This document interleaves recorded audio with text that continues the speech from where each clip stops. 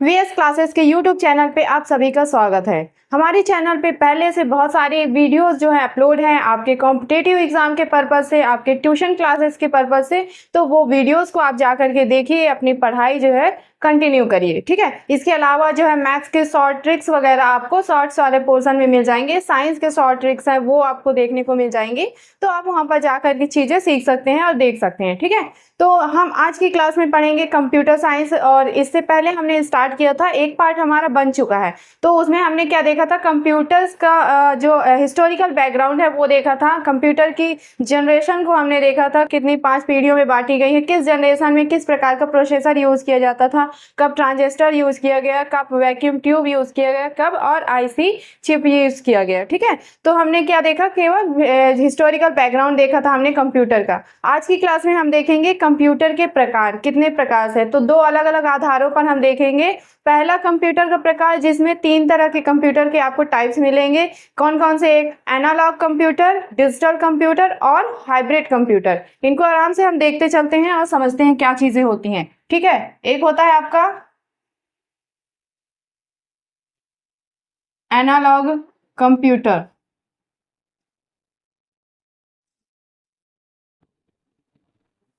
तो पहला है यहाँ पर आपका एनालॉग कंप्यूटर। एनालॉग कंप्यूटर क्या होता है, ये क्या करता है, ये भौतिक मात्राओं को मापता है, ठीक है। न्यूमेरिकल से जो डेटा है उसको ना लेकर के भौतिक मात्राओं को, फिजिकल पैरामीटर्स को ये मापता है, और उसका आउटपुट या उसका रिजल्ट हमें जो है न्यूमेरिक फॉर्म में ये देता है, संख्यात्मक रूप में देता है, ठीक है ना। लॉर्ड केल्विन जो है, इन्होंने इसका प्रस्ताव रखा था, वैज्ञानिक है। सबसे पहले इन चीजों को देख लेते हैं। ये क्या करता है, यह भौतिक मात्राओं को मापकर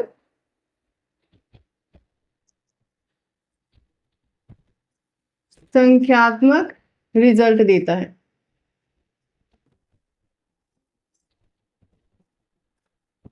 ठीक है ना। क्या करता है, भौतिक मात्रा, भौतिक मात्राएं क्या आ जाएंगी इसमें, तो ताप, दाब, लंबाई, ठीक है, द्रव्यमान, ये क्या है, ये भौतिक मात्राएं फिजिकल पैरामीटर्स कहलाती हैं। तो इनको मापता है ये, और माप करके उसकी संख्यात्मक जो आउटपुट है वो हमें प्रदान करता है, ठीक है। इसके जो प्रस्तावक हैं, जिन्होंने इसे बनाने का प्रस्ताव दिया था, प्रस्तावक है लॉर्ड केल्विन। लॉर्ड केल्विन, ठीक है। एनालॉग कंप्यूटर बाइनरी लैंग्वेज का प्रयोग नहीं करता, इस चीज का ध्यान रखिएगा, इसे इंपॉर्टेंट फैक्ट समझिएगा। क्या होता है, कंप्यूटर जो है अपनी जो बाइनरी लैंग्वेज है या असेंबली लैंग्वेज कहते हैं, 0 और 1 होता है, ठीक है ना, तो उसे ही समझता है। लेकिन एनालॉग कंप्यूटर जो है बाइनरी लैंग्वेज का प्रयोग नहीं करता, वह क्या करता है, भौतिक मात्राओं को समझता है या पढ़ता है, और हमें न्यूमेरिक फॉर्म में जो है उसका आउटपुट देता है। तो नेक्स्ट फैक्ट क्या हो जाएगा, यह बाइनरी भाषा का प्रयोग नहीं करता, ठीक है ना। इसका यूज आपको कहाँ मोस्टली देखने को मिलेगा, विज्ञान और इंजीनियरिंग के क्षेत्र में आपको इसे देखने को मिलेगा, ठीक है। इसके अलावा अगर आसपास अपना आप उदाहरण देखना चाहते हो इसका, तो आप देख चले जाइए कहाँ, पेट्रोल पंप में। पेट्रोल पंप में जो मशीन लगी होती है, ठीक है, जिसके माध्यम से आपको पेट्रोल दिया जाता है, तो वो क्या है, एनालॉग कंप्यूटर ही होता है। वो क्या करता है, पेट्रोल को मापता है, लीटर में कन्वर्ट करता है, और आपको न्यूमेरिक फॉर्म में उसका जो पैसा है वो दिखा देता है, ठीक है, इतने लीटर और इतने रुपए हुए हैं। तो वो क्या है आपका, वो एनालॉग कंप्यूटर ही है, ठीक है ना। तो आपको एग्जाम्पल क्या मिल जाएंगे इसके, पेट्रोल पंप मशीन, ठीक है, और एक हो जाएगा स्पीडोमीटर। स्पीडोमीटर, ठीक है। स्पीडोमीटर क्या होता है, तो जो बाइक जो रडार जिसमें दिखाई देता है ना, स्पीड दिखाई देता है वो मीटर, तो वो आपका स्पीडोमीटर है। क्या करता है, वो गाड़ी जितनी आप स्पीड जितनी तेज करते जाएंगे, उसका जो मीटर का कांटा है ना वो बढ़ता जाएगा, यानी स्पीड को वो मापेगा, और स्पीड को माप करके हमें क्या करेगा, उसका न्यूमेरिक फॉर्म में कितना स्पीड हो रहा है ये वो हमें दिखाएगा, ठीक है ना। तो ये क्या है, स्पीडोमीटर भी क्या है आपका एनालॉग कंप्यूटर है, ठीक है। इसके बाद हम यहाँ देख लेते हैं कि एनालॉग, पहला एनालॉग कंप्यूटर क्या है, तो एंटी काइथेरा मैकेनिज्म, ये पहला एनालॉग कंप्यूटर है। पहला एनालॉग कंप्यूटर, शॉर्ट में लिख रही, ठीक है, एंटी काइथेरा मैकेनिज्म।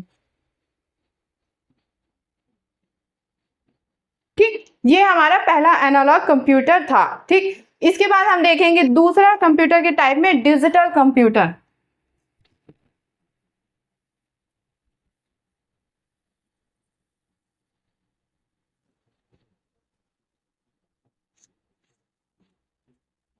ठीक है ना।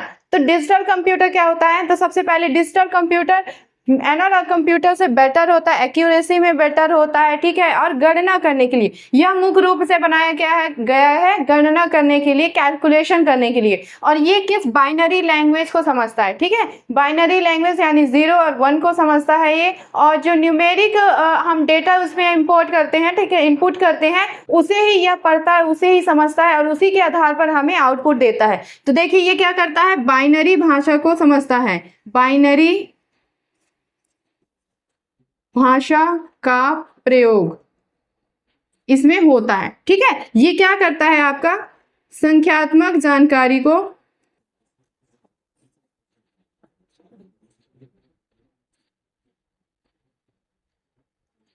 पढ़कर आउटपुट देता है। ठीक है, अब देखिए आउटपुट आपको किस तरह से मिलेगा, या तो वो आपको न्यूमेरिकल फॉर्म में मिलेगा, ठीक है, या तो न्यूमेरिकल फॉर्म में मिलेगा या अल्फाबेटिकल फॉर्म में मिलेगा। ठीक है, यानी लेटर्स के फॉर्म में, अल्फाबेटिकल फॉर्म या लेटर्स के फॉर्म में। ठीक है, या फिर आपको क्या मिलेगा, सिंबल्स के फॉर्म में, सिंबल्स के फॉर्म में ये मिलेगा आपको। ठीक है, तो आपको ये क्या करता है, ये जो न्यूमेरिकल डेटा हम उसमें इनपुट करते हैं उसे रीड करता है और पहले उसको बाइनरी लैंग्वेज में 0 और 1 इसमें कन्वर्ट करता है और उसको क्या करता है, ट्रांसफॉर्म करके हमें आउटपुट देता है, या तो न्यूमेरिक फॉर्म में या लेटर फॉर्म में या फिर सिंबल्स के फॉर्म में आपको देगा। फॉर एग्जाम्पल आपको देखने को मिल जाएगा आपका स्मार्टफोन। ठीक है,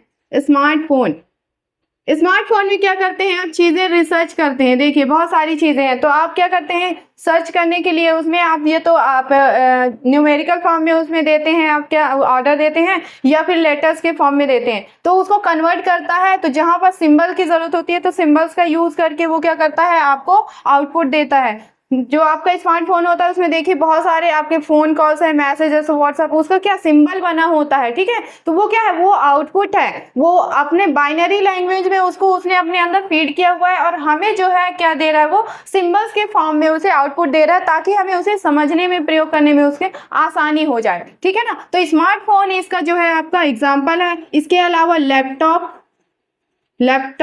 पीसी, पर्सनल कंप्यूटर, ठीक है, टैब, तो ये सारे एग्जाम्पल किसके हैं, आपके डिजिटल कंप्यूटर के। ठीक है, पहला डिजिटल कंप्यूटर है जिसका नाम है ENIAC। पहला digital computer ENIAC, full form इसको कैपिटल में लिखते हैं, ENIAC। ठीक है, electronic numerical integrator and computer, electronic numerical integrator and computer. ठीक है, इसे 1965 में 1965 में बनाया गया था। किसके द्वारा, अमेरिका ने इसे बनाया है। ठीक है, अमेरिका ने इसे विकसित किया था। तो ये था हमारा विश्व का पहला डिजिटल कंप्यूटर ENIAC। तो ये दोनों हमने देख लिए। इसके बाद हम देखेंगे हाइब्रिड कंप्यूटर क्या होता है। ठीक है, तो हाइब्रिड कंप्यूटर क्या होता है, ये दोनों का मिश्रित रूप होगा। ठीक है, हाइब्रिड कंप्यूटर,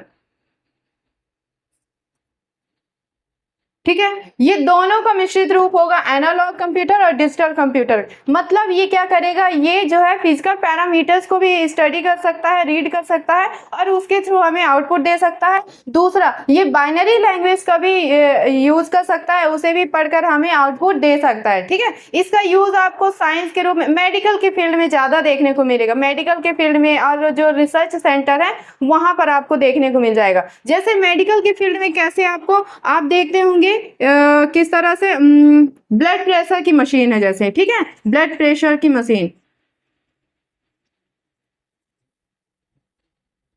ब्लड प्रेशर की मशीन में क्या होता है, जो व्यक्ति का ब्लड प्रेशर नापता है और उसे न्यूमेरिक फॉर्म में कि कितना इसका बीपी हाई है, लो है, ये सारी चीजें उसमें दिखाता है। तो वो किस तरह का, वो भी एक तरह का कंप्यूटर है, तो जो कि आपका हाइब्रिड कंप्यूटर है। हार्ट बीट की मशीन आती है, तो वो भी आपका क्या है, वो एक हाइब्रिड कंप्यूटर है। वो फिजिकल पैरामीटर्स को रीड करता है और फिर हमें न्यूमेरिक फॉर्म में आउटपुट देता है, और उसमें एक्यूरेसी बहुत अच्छी होती है। तो वो डिजिटल का भी जो है अपने अंदर क्षमता रखती है, ठीक है ना, और बाइनरी लैंग्वेज का प्रयोग भी करती है साथ में वो। तो ये हमारे 3 टाइप्स थे, एनालॉग, डिजिटल और हाइब्रिड कंप्यूटर का, ठीक है। इसके बाद हम देखेंगे आकार के आधार पर कंप्यूटर के प्रकार। 4 प्रकार के होते हैं, micro computer, mini computer, main frame computer और सुपर कंप्यूटर, ठीक है। ये 4 प्रकार के होते हैं, किसके आधार पर देख रहे हैं, आकार के आधार पर। सबसे पहले हम देख रहे हैं माइक्रो कंप्यूटर, ये क्या होता है, ठीक।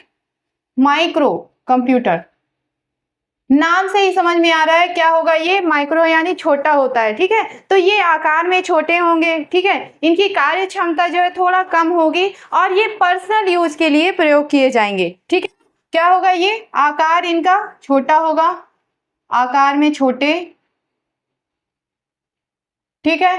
पर्सनल यूज के लिए, पर्सनल यूज के लिए यानी ये क्या होंगे, सिंगल यूजर कंप्यूटर कहलाएंगे, सिंगल यूजर कंप्यूटर, ठीक है। केवल एक ही यूजर इसको यूज कर सकता है पर्सनल यूज के लिए। जैसे आपका पीसी है, लैपटॉप है, स्मार्टफोन है, टैबलेट है, ये क्या है आपके, ये माइक्रो कंप्यूटर कहलाते हैं, पर्सनल यूज के लिए प्रयोग किए जाते हैं। और पहला जो माइक्रो कंप्यूटर है वो है अल्टेयर 8800, 1975 में इसे बनाया गया था, ठीक है। फर्स्ट माइक्रो कंप्यूटर, क्या नाम है उसका, अल्टेयर 8800, 1975 में इसे बनाया गया था, ठीक है। तो माइक्रो कंप्यूटर के आकार में छोटे होंगे, स्पीड इनकी कम होगी, एक्यूरेसी जो है इनकी थोड़ा कम होगी, और ये पर्सनल यूज के लिए होंगे, ठीक है ना। इसके बाद आपका आता है मिनी कंप्यूटर, मिनी कंप्यूटर। अब ये आकार में क्या होंगे, माइक्रो कंप्यूटर से थोड़ा सा बड़े होंगे, ठीक है, आकार में थोड़ा बड़े होंगे, कैलकुलेशन की स्पीड थोड़ा इनमें ज्यादा होगी, ठीक है। और ये इनका जो प्रयोग है कहाँ पर, थोड़ा सा स्टैंडर्ड लेवल पे किया जाएगा, जहाँ पर कैलकुलेशन की ज्यादा आवश्यकता होती है। जैसे आपको बैंकिंग में देखने को मिल जाएगा, रेलवे में देखने को मिल जाएगा, क्या, मिनी कंप्यूटर, ठीक है। और विश्व का पहला मिनी कंप्यूटर PDP-8 है, ठीक है। PDP-8 1965 में इसे बनाया गया था। तो ये क्या होंगे, पहले देख लीजिए, ये आकार में बड़े होंगे, बड़े होंगे, ठीक है। और इसमें जो है एक से अधिक सीपीयू होंगे, यानी सीपीयू जहां पे बढ़ेंगे यूजर भी बढ़ेंगे, ठीक है ना। तो जहां एक से अधिक सीपीयू, सेंट्रल प्रोसेसिंग यूनिट होंगे। इसका मतलब ये हुआ, ये मल्टी यूजर कंप्यूटर है, मल्टी यूजर कंप्यूटर है। मतलब एक से अधिक जो यूजर्स हैं उसे इसे यूज कर सकते हैं, किसे, मिनी कंप्यूटर को, ठीक है। एग्जाम्पल आपको कहाँ कहाँ मिल जाएगा, रेलवे में इस प्रकार का आपको कंप्यूटर मिलेगा, बैंक में, ठीक है। और 24 आवर काम करेंगे, ये कंटिन्यू काम करने की क्षमता रखते हैं, ठीक है, काम करने की क्षमता। इनकी स्पीड ज्यादा होगी, क्या होगी, स्पीड ज्यादा होगी, एक्यूरेसी ज्यादा होगी, स्टोरेज ज्यादा होगा, इसमें स्टोरेज की क्षमता ज्यादा होगी, ठीक है ना। तो ये क्या है आपका मिनी कंप्यूटर। जाहिर सी बात है माइक्रो से थोड़ा सा अपडेट होगा, इसमें आकार में बड़े होंगे, इनकी जो कार्य क्षमता है वो ज्यादा होगी, स्पीड ज्यादा होगी, स्टोरेज भी इसमें ज्यादा होगी, और इसमें एक से अधिक सीपीयू यूज हो रहे हैं, यानी कि जो यूजर है वो एक से ज्यादा होगा, यानी मल्टी यूजर कंप्यूटर है ये, ठीक है। और पहला मिनी कंप्यूटर PDP-8 है, फर्स्ट मिनी कंप्यूटर PDP-8 1965 में इसे बनाया गया था, ठीक है, ध्यान रखिएगा। इसके बाद आता है आपका main frame computer, main frame computer. अब ये क्या होंगे, ये आकार में बहुत बड़े होंगे, बहुत बड़े, ठीक है ना। ये होंगे मैनी यूजर। कैसे? मैनी यूजर मतलब बहुत ज्यादा संख्या में लोग इसका यूज करेंगे। तो कहाँ पे इस तरह की व्यवस्था आपको देखने को मिलेगी? कोई ऑफिशियल साइट है, ठीक है, कोई ऑर्गेनाइजेशन है, वहां पर मतलब बड़े स्तर में इसका यूज होगा, यानी मैनी यूजर्स कंप्यूटर होगा। ये मैनी यूजर कंप्यूटर होगा, ठीक है। इसमें मतलब सैकड़ों जो आपके कर्मचारी हैं, यूजर्स हैं, उसका यूज कर सकते हैं। इसमें सीपीयू की संख्या बहुत ज्यादा होगी, ठीक है, और कंटिन्यू ये क्या काम करेंगे, ठीक है। तो जैसे जनगणना के लिए प्रयोग किया जाता है, जनगणना के लिए प्रयोग किया जाता है, अकाउंटिंग में इसका यूज किया जाता है, अकाउंटिंग में जहां बैलेंस शीट तैयार करना हो कंटिन्यू, ठीक है, उसमें अकाउंटिंग में इसका यूज किया जाता है। तो मेन फ्रेम कंप्यूटर क्या होंगे? आकार में बहुत बड़े होंगे। किससे? माइक्रो और मिनी कंप्यूटर से बड़े होंगे। इसमें स्टोरेज बहुत ज्यादा होगा, ठीक है, स्टोरेज बहुत ज्यादा होगा, और जो गणना का कैलकुलेशन की जो स्पीड है वो भी बहुत ज्यादा होगी, ठीक है ना, और जो रिस्पॉन्स करने की जो स्पीड है वो भी बहुत ज्यादा होगी, बहुत तुरंत ये क्विक रिस्पॉन्स देगा हमें, ठीक है ना। और मैनी यूजर कंप्यूटर होगा ये। जैसे एग्जांपल के लिए जनगणना की जो मशीन है, अकाउंटिंग की जो मशीन है, वो जो क्या है आपका मेन फ्रेम कंप्यूटर कहलाता है, और इसमें सैकड़ों यूजर्स एक साथ काम कर सकते हैं, ठीक है। तो ये 3 टाइप हो गए आपके आकार के आधार पर, माइक्रो, मिनी और मेन फ्रेम। इसके बाद लास्ट है आपका सुपर कंप्यूटर, उसको भी देख लेते हैं। आकार के आधार पर चौथा प्रकार है सुपर कंप्यूटर।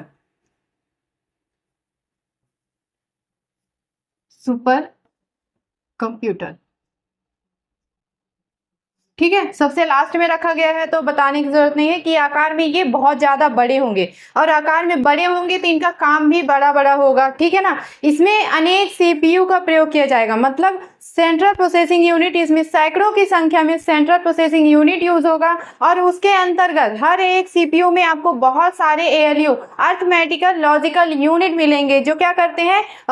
डिफरेंस करने का काम करते हैं, ठीक है। अर्थमेटिकल लॉजिकल जो मेथड होते हैं उसका यूज करते हैं, कैलकुलेट करते हैं, और तर्क शक्ति वगैरह जो है यूज करके चीजों को समझते हैं, और हमें बाद में आउटपुट देते हैं उसका, ठीक है ना। तो इसका यूज आपको कहाँ देखने को मिल जाएगा? जैसे रिसर्च सेंटर वगैरह में, ठीक है, देखते हैं आप बड़े बड़े तरह की जो वैज्ञानिक रिसर्चेस होती हैं, वहां किसका यूज किया जाता है? सुपर कंप्यूटर का ही यूज करके सारे काम किए जाते हैं। मौसम विभाग में जो मौसम की जानकारी, भविष्यवाणी की जाती है पहले से, बाढ़, भूकंप, इन सभी का, तो उसका प्रयोग करने के उसकी जानकारी प्राप्त करने के लिए क्या सुपर कंप्यूटर का यूज किया जाता है। इसके अलावा जो एनिमेशन वीडियोस होती हैं, एनिमेशन मूवीज होती हैं हाई क्वालिटी की, आप देखते हैं तो वो आपको कहाँ मिलती हैं? वो सुपर कंप्यूटर का ही यूज करके बनाया जाता है। कितना रियल लगता है वो जो एनिमेटेड वीडियोस होती हैं, मूवीज आप देखते हैं, कार्टून देखते हैं, तो वो बिल्कुल आपको रियल लगता है। क्यों? किस तरह से? सुपर कंप्यूटर का ही यूज करके ही किया जाता है ऐसा,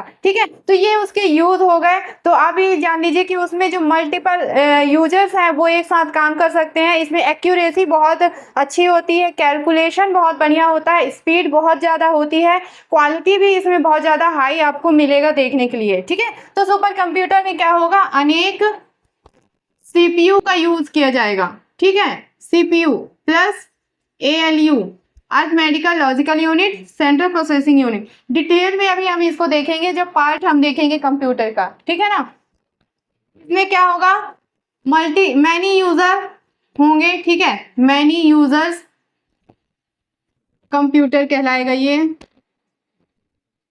ठीक। यूज कहाँ कहाँ आपको मिल जाएगा ये? तो रिसर्च के क्षेत्र में, रिसर्च, मौसम की भविष्यवाणी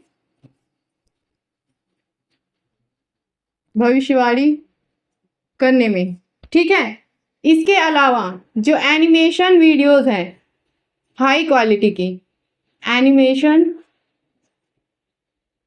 वीडियोस बनाने में, ठीक है, इस तरह इसका यूज किया जाएगा। तो देखिए सुपर कंप्यूटर जब बन रहे थे और अमेरिका ने जब पहला अपना सुपर कंप्यूटर बनाया था, और कुछ टाइम के बाद यानी 1980 के दशक में जब भारत भी सुपर कंप्यूटर चाह रहा था अपने लिए, तो अमेरिका के पास उस वक्त क्या था? क्रे था, सुपर कंप्यूटर क्रे था। तो भारत ने उसे खरीदने का प्रयास किया, उसे मतलब मांगा उन्होंने अमेरिका से, और अमेरिका ने क्या किया? अपना सुपर कंप्यूटर बेचने से या देने से मना कर दिया। अब क्या हो गया, भारत में ये ईगो पे आ गई उसकी बात, ठीक है। अब ईगो पे आ गई तो क्या करेगा, कुछ ना कुछ तो जुगाड़ करेगा, तकनीक लगाएगा और अपना खुद का जो है स्वदेशी जुगाड़ लगा के वो क्या करेगा, चीजें बनाएगा। यही हुआ है हमेशा भारत के साथ में, ठीक है। जब भी उसके ईगो पे बात आई है तो क्या किया भारत ने, 3 साल के अंदर ही उसने खुद का स्वदेशी तकनीकी से एक सुपर कंप्यूटर तैयार किया, ठीक है। तो भारत का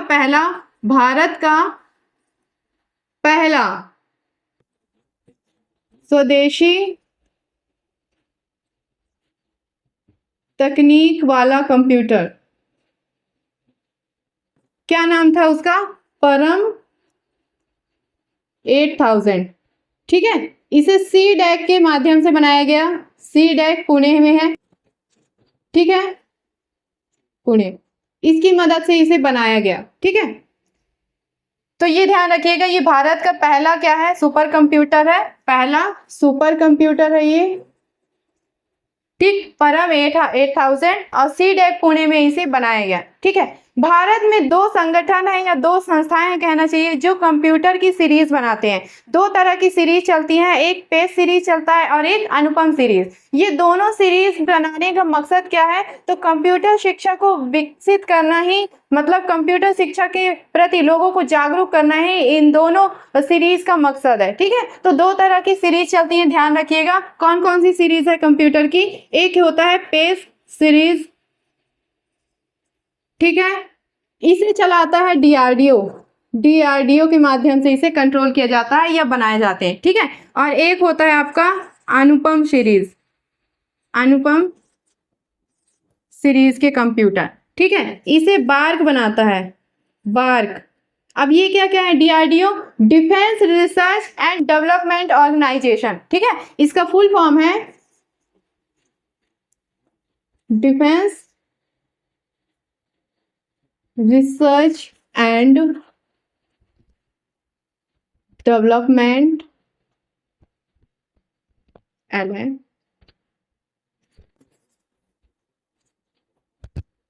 ऑर्गेनाइजेशन, हैदराबाद, ठीक है। बार्क क्या है आपका, Bhabha atomic research centre, Mumbai, ठीक है। तो ध्यान रखिएगा, भारत में हमारे 2 तरह की कंप्यूटर के सीरीज चलते हैं, सुपर कंप्यूटर के सीरीज चलते हैं, पेज सीरीज और अनुपम सीरीज। पेज सीरीज के कंप्यूटर डीआरडीओ बनाता है, defence research and development organisation, Hyderabad से, ठीक है। बार्क जो है अनुपम सीरीज के कंप्यूटर सुपर कंप्यूटर बनाता है, बार्क जिसका फुल फॉर्म है भाभा एटॉमिक रिसर्च सेंटर, कहाँ पे है ये, मुंबई में। तो ये आप देख पा रहे हैं, ये सुपर कंप्यूटर किस तरह से काम कर रहा है हमारे भारत में या विश्व में, ठीक है। बस इतना ध्यान रखिएगा, जितने भी बड़े स्तर के काम है, रिसर्च करना है, मौसम की जानकारी प्राप्त करना है, कोई बड़ा एनिमेशन वीडियो मूवी बनाना है, तो उसके लिए सुपर कंप्यूटर का यूज किया जाता है, ठीक है। सुपर कंप्यूटर की स्पीड को मापा जाता है किससे, गीगा फ्लॉप से, ठीक। सुपर कंप्यूटर की स्पीड किससे मापा जाता है, गीगा फ्लॉप, ये उसकी यूनिट है, गीगा फ्लॉप से, ठीक है। तो हमने यहाँ पर क्या देखा है, कंप्यूटर के टाइप्स देखे हैं और आकार के आधार पर 2 आधारों पर हमने कंप्यूटर का वो देख लिया, प्रकार देख लिया, ठीक है। नेक्स्ट में हम देखेंगे क्या, कंप्यूटर की जो डिवाइसेस हैं, इनपुट डिवाइसेस क्या है, आउटपुट डिवाइसेस क्या है। इनपुट डिवाइसेस जिससे हम क्या करें, कंप्यूटर को ऑर्डर देते हैं, निर्देश देते हैं, ठीक है, उन्हें हम इनपुट डिवाइस कहते हैं। और कंप्यूटर जिसके माध्यम से हमें आउटपुट देता है उसे हम आउटपुट डिवाइस कहते हैं, ठीक है। इसके बाद हम हार्डवेयर और सॉफ्टवेयर को देखेंगे और आप ये सारी चीज़ें इसको आराम से नोट बनाते चलिएगा, साथ में लिखते चलिएगा और पढ़ते चलिएगा, क्योंकि बहुत सारी चीज़ें इसमें इंक्लूड होती हैं, फैक्ट होते हैं जो अगर हम नहीं देखें तो हमें नहीं आएंगी बाद में चीज़ें, ठीक है। तो चलिए, वीडियो अच्छी लगी हो तो वीडियो को लाइक करिएगा, शेयर करिएगा, कमेंट करिएगा, चैनल को सब्सक्राइब कर लीजिए। मिलते हैं फिर अगली वीडियो में, टेक केयर।